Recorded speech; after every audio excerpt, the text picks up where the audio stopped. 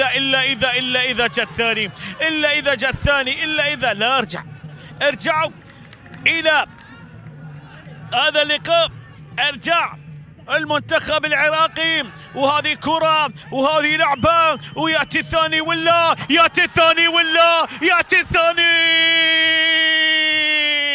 للمنتخب اليمني. عاد إليكم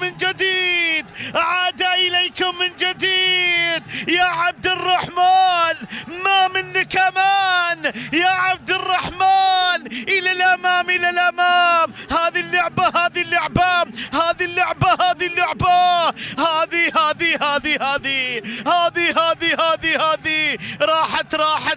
راحت. يأتي الثاني عن طريق عبد الرحمن الخضر، عبد الرحمن عبد النبي يسجل الثاني للمنتخب اليمني. نعم، روعة وجمال عند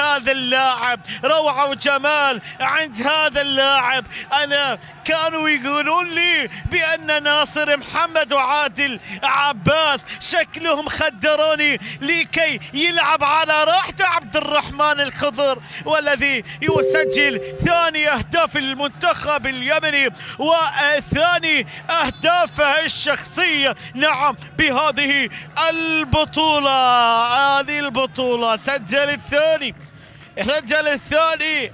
ومنتخب العراقي يعاني من التأخير في الكرة الثاني للمنتخب اليمني. هذا اللاعب عادل عباس والذي مرر الكرة، توقع بأنه هو الذي صنع الكرة الأولى وأيضا صنع الكرة الثانية.